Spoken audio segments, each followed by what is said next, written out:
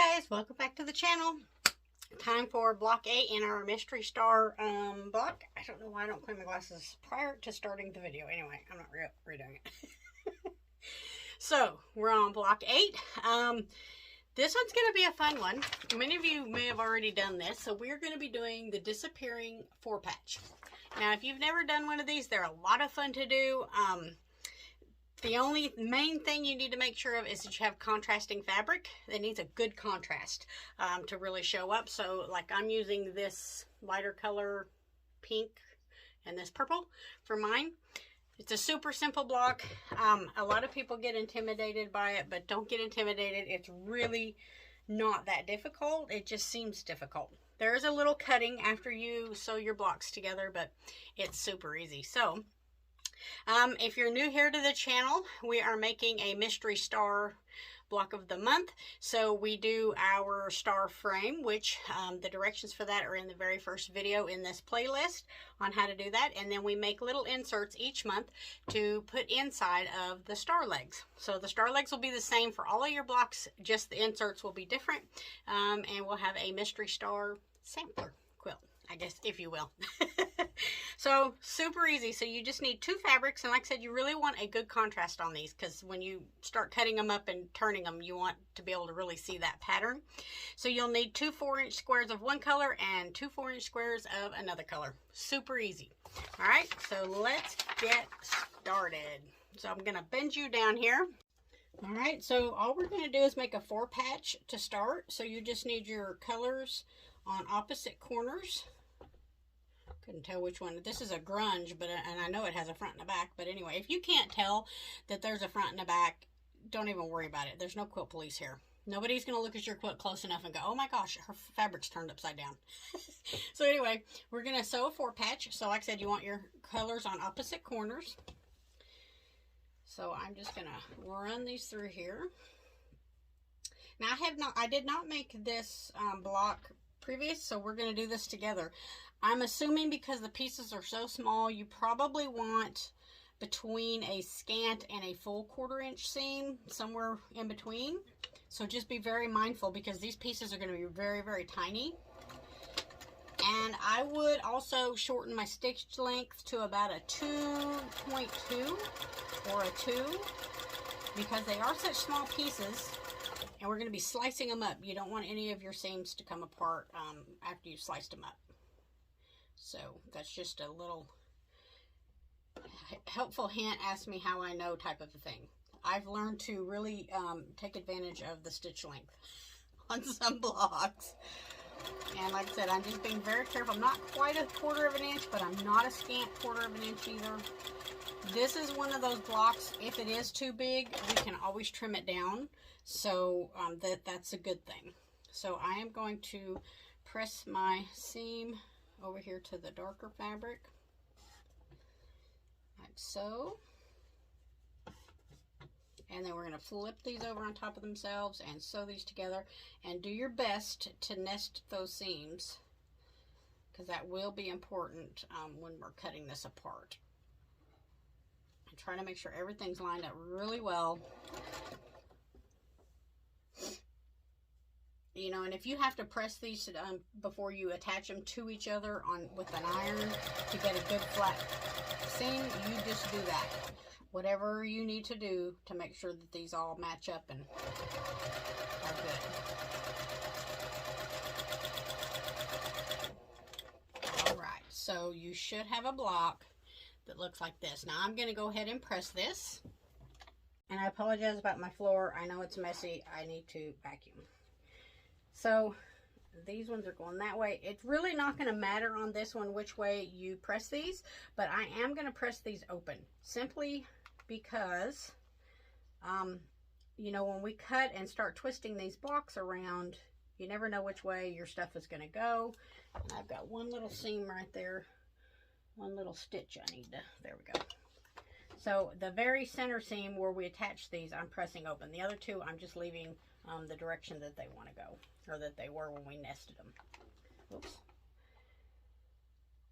Now Ruth I think her last name was Freeman. She was on Peggy's quilting group, and she did mention too to reduce bulk.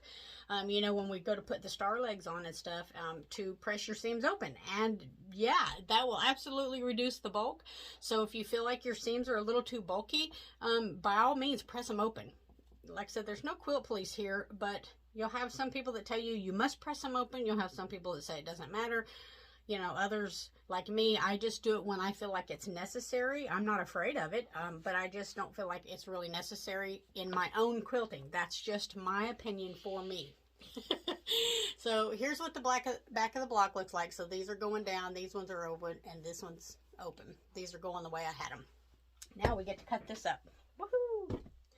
All right, so I've got my cutting mat here, and I believe it's 1 1/4 inch. Yes, 1 1/4 inch. And what we're going to do is measure from the center seam. This is why it was so important to nest these and make sure that these were really close together. We're going to use the center seam, and we're going to measure over 1 1/4 inch and 1 1/4 inch, turn it, and then cut it each time. So I'm going to take the center seam, and I'm measuring over 1 1/4 inch. So my center seam is lined up on my 1 1/4 inch here, and I'm going to make a cut. Don't move anything. Now, if you have a small little cutting mat or a rotating mat like I've got, this is when it's going to come in very handy. We're going to make 1 turn. So here is my first cut, and we're going to measure from that quarter, or for that center seam, 1 1/4 inch. And just make sure it's lined right up, and we're going to make another cut. You're going to cut this a total of 4 times. All right, so don't touch anything. Just try to make sure it all stays lined up. Turn your mat. And if you try to turn this by hand without using a mat, I used to do it that way. Don't do it that way. Get you a small little cutting mat or whatever to put this on. That way you can just turn the whole entire mat, and you don't have to disturb your block. Because if you don't disturb your block, everything stays lined up. So I've got 1 1/4 inch on this center line here. So 1 1/4 inch over this way. Gonna make a cut. And then 1 more cut. I probably made that sound a little more complicated than I needed to, but anyway, y'all get the idea. All right, so there's our 4 cuts. So you should have pieces that look like this. Okay, so this is what your block is going to look like. Now, we haven't turned anything yet, and in this pattern, they give you illustrations on what it should look like when it's turned. So this one stays this way, this one stays this way, this one stays this way. Our center is going to get turned. Wait a minute. No. All right, hold on. Sorry, scratch that. I got to put this back together because I got confused because I'm using different colors. All right. So we got all of our 9 pieces right here like so. That's how we cut it apart. All right, so we're going to take these 2 and swap them. All right, this one's going to stay the same. This one is going to get turned 1 turn so that now our dark colors are touching here and our light colors are touching here. This one stays the same. This one stays the same. I'm making sure because these 2 get swapped like so. I still don't have something right. I think I got to turn these center ones. I'm sorry. That's the only thing about doing these. They're a lot of fun, but they can be a little confusing. That's up and that's down. I think that's right. I've got the darks going this way, dark and dark. Dark and dark. Oh, nope, that is right. That is right. Okay. All right, so, yeah. Now, you can turn these any which way you want, though. That's the beauty of a 4-patch. I mean, a disappearing 4-patch. You can swap all of these around and turn them and really come up with some unique patterns.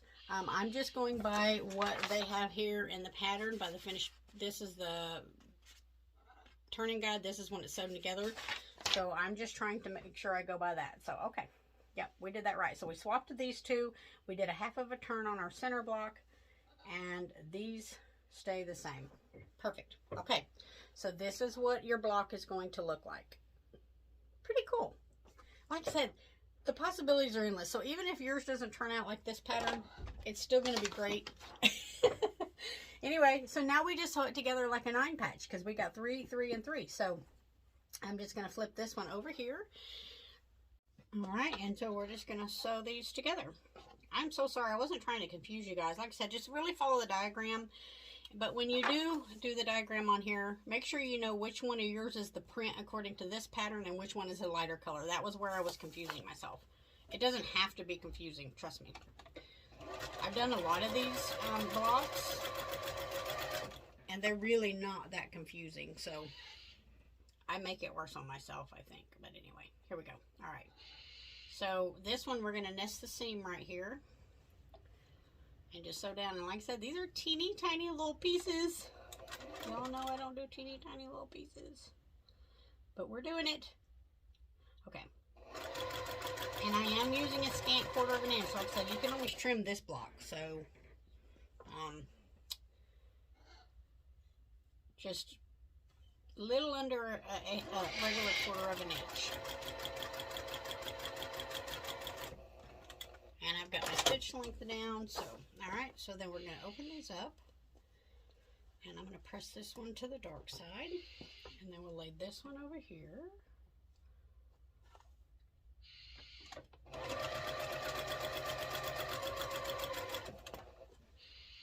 and we'll open this one. That one's going to go to the inside.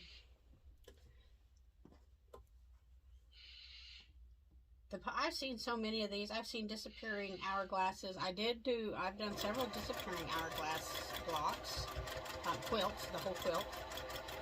Like I said, the patterns are just endless. You could twist these any which way and just really come up with some neat patterns. All right. That one, whoops. And they are tiny, so try to match them up as best as you can.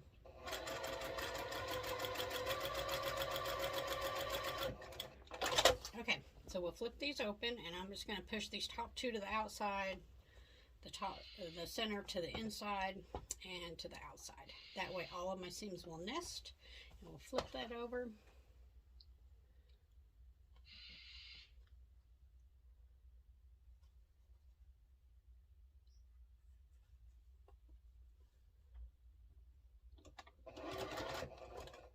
And then just be sure to nest your little seams in the center there.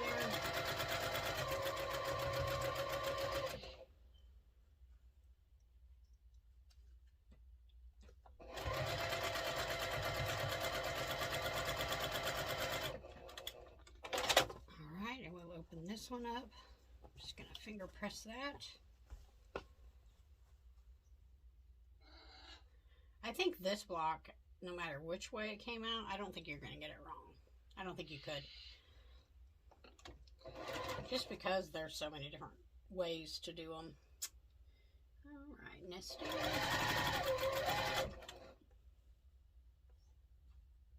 To nest that one.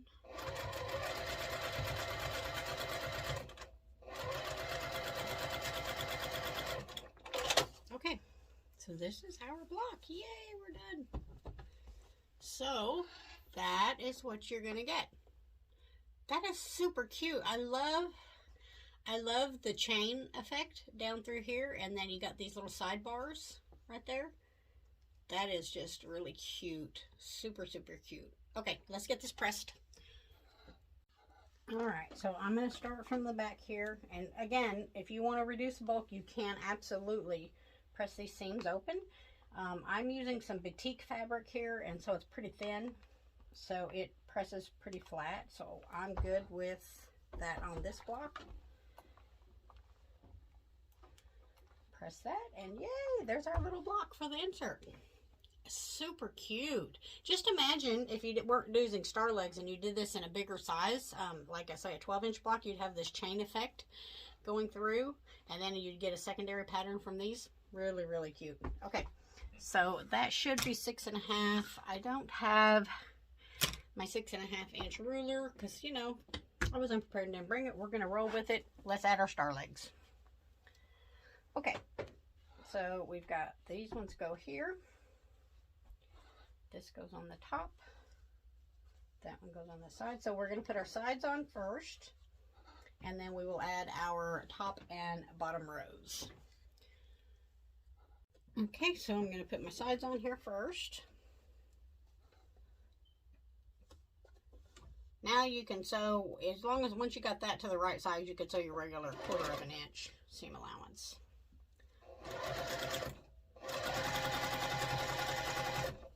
I'm pretty, mine's matching right up with my other pieces, so I'm guessing it's pretty much right on, and it should measure 6.5 when you have it done. If it's a little bigger, just trim it down just a little, because, you know, you got room to trim without it making it look awkward or oblong, or I don't know what the word would be for it. You know what I mean.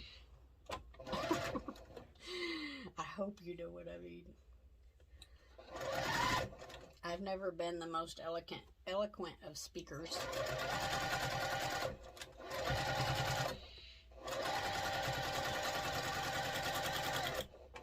I seen a little meme yesterday. It was kind of cute.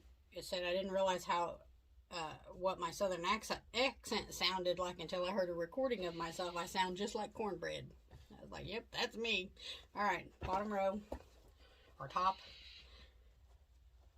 however you want, whichever one you want to say. So, all right, here we go. Okay, just nest your little seams here.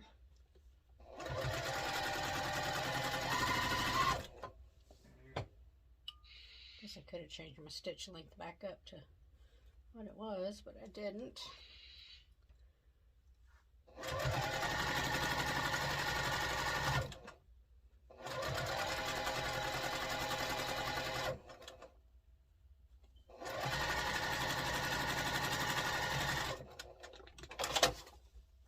Alright, I'm just going to press that open to get it out of the way.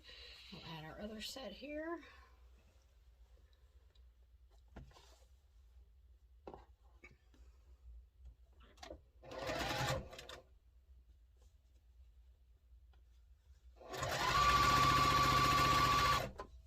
Well, when it's on that little stitch length, seems like your poor little sewing machine's got to really work, don't it? Oh.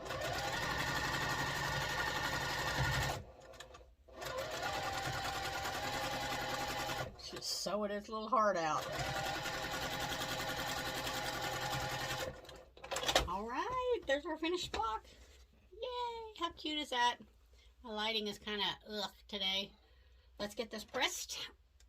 Okay, so I'm going to start from the back, and this is where Ruth was talking about, you know, when you have your star legs here, you've got all these points coming together, and a lot of times you can get a lot of bulk right here in these centers.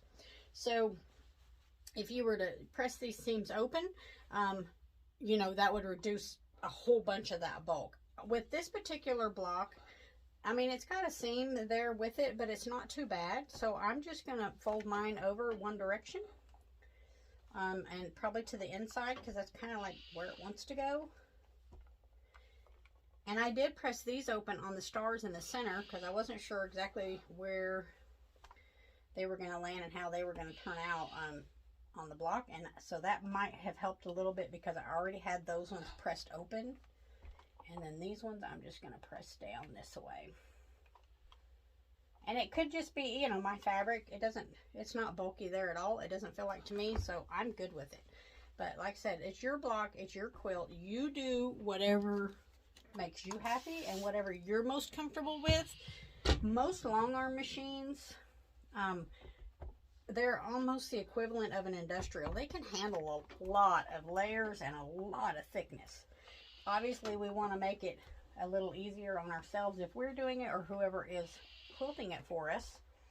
But like this, there's just barely any, yeah, see, there's none there hardly. There's just barely any bulk, so I'm good with doing it that way. But like I said, if you wanted to open your seams up, absolutely do it, because it will reduce the bulk and make everything lay just a little bit flatter. I'm good right here with what I got going on, so you do you. Oh, this is so cute. All right, there is our block 8 for a mystery star disappearing 4-patch. Okay guys, so that's it for this month. Those are our 2 blocks. I will see you guys next month for block 9 and 10. But we're whipping right through these. Peggy also sent over a couple extra bonus blocks the other day, so we'll have those. And like I said, you could just make your quilt bigger, or maybe do a bed runner or a table runner or placemats or pillows, or gosh, the possibilities are endless with them, because these are a 12-inch and it should finish out at 12.5 inches unfinished. You could add a, a 2-inch border all the way around and make a nice 16-inch pillow or 18-inch pillow. Yeah, there's a lot of possibilities with these. I'm excited to get this quilt done though, so yeah. All right, now remember, I don't monitor this channel very often. I've been trying to make an effort to come back and check comments, but if you have any questions or anything, just email me at dmg719@gmail.com. Also, I'm on Facebook in Peggy's Quilting Group. That's where we do all of our show and tell of all of our blocks and quilts and ask questions and that kind of thing. So be sure to head over there and join if you'd like to join us. Very good group. Really laid back. Everybody's very helpful, very nice. No quilt police. Like I said, it's just a great group of ladies, and some of those ladies have been quilting for a very long time, so they've got tons of experience. So somebody in there is bound to know the answer to your question. So head over there and join. And yeah, so I hope you guys have a good rest of your April, and I will see you in May. Have a great day, guys.